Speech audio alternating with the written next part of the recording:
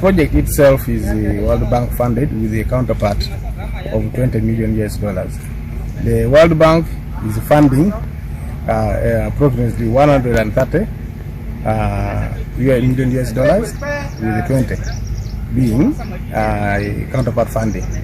The project has the component of civil works, it has a component of road safety, it has a component of also improving Ministry of Works capacity to handle bank projects, and some contingency. So as far as the progress of the project is concerned, we have managed to go as far as 12% of the overall. And finance-wise, I would say in general, in all payments, we have now already absorbed around 20 million US dollars. So still much is remaining. And the period of time for the project, for actually the civil works contract, is 3 years. It ends in July 2027. However, we are going to request for extension because the financing was for 5 years, and we just commenced when it was remaining 1.5 years to complete the financing. And the financing is stopping at 30%. So we are going to extend. We are going to request for 3 years an extension, including the deferred liability period of 1 year. So this is still underway. But on the overall, that is how this project is. It is a civil works project. It is going to be tarmac road, and the tarmac is going to be asphalt. If I would compare it, you could compare the road with either the Laropi one, the one from in Germany, or the one which is in the park, Masindi Park to Chingoma. It is at that level. We, as the contractor, Zhongmei has established the 3 front of the project, which is in each district, Koboko-Yumbe-Moyo, to isolate the works.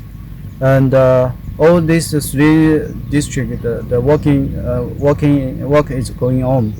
We already done the works of the earthwork, inclusive of the grubbing, cleaning, and the earthwork feeding are ongoing, and also the shifting of the existing utilities, inclusive of the water pipes, of the electricity post, of the internet, and the other infrastructures are also ongoing. And thirdly, color works has been placed in some sections, and fourth is the forward maintenance is happening when some section is not ongoing of the constructions. Okay. Of course, we have some challenges, majorly inclusive of 2 points. One is firstly, the Ministry of Works is not yet hand over some section to us, which is made us we cannot cover the entire project, and we cannot do as we planned. That is one. Secondly, is for the water stress. We know this, especially in the dry season, in this area, the water is become a challenge. We need to even go a long distance to get the water of construction. Okay, this is a well. Of course, yes. All these kind of guidelines is we are well aware and also oriented different continuously from the beginning of the project. Is also under the structures of the environmental frameworks, and we have made our own CSMP, which is contractor the environmental management plan. We also do different aspect. We do different plans, and also we take the action to follow all these requirements as we are doing the physical constructions. We take cognizance of the fact that there are refugees that have been acclimatized and they live within the host community. Now, for us, construction of this road is going to be very helpful because this is an agricultural region, so transportation is going to be easy because this is an all-weather road. By the time it's completed, travel from Koboko, for instance, to Moyo should be shorter than it has been in its gravel state. The road is also expected to improve delivery of services to refugee centers. As we all know, refugees mostly depend on aid. So having things like food, medicine delivered to the region is going to be eased because the road network is going to be better. Being that this region has borders surrounding us, we have DRC, we have Sudan, so we know that this road is going to improve cross-border trade. We currently have businessmen who are applying the route, and it takes them maybe 2, maybe 3 times the amount of time they would have taken to deliver their goods or to come this side and purchase merchandise. So with the completion of the road, we expect that cross-border trade will improve because transport will be better. Now, the construction, of course, of the road has also improved in the sense that people have employment. And for this project, we are not only employing locals, but we are also employing refugees and women alike. That I must also emphasize.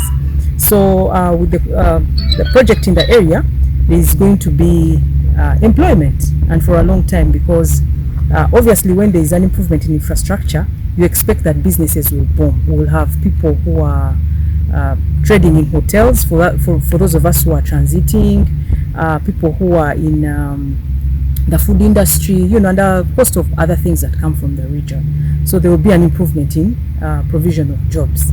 Now, as part of the project, the World Bank gave us a fully loaded package. Of course, we have the civil works that are being undertaken by Zhongmei Engineering Group. But in addition to that, the World Bank made sure that the project-affected persons who are vulnerable are well catered for. We have since carried out financial literacy for all those who are affected, and even those people who are around. It wasn't only a component that was for people who are project affected. We carried out financial literacy, and we're going to be giving out seedlings in the near future.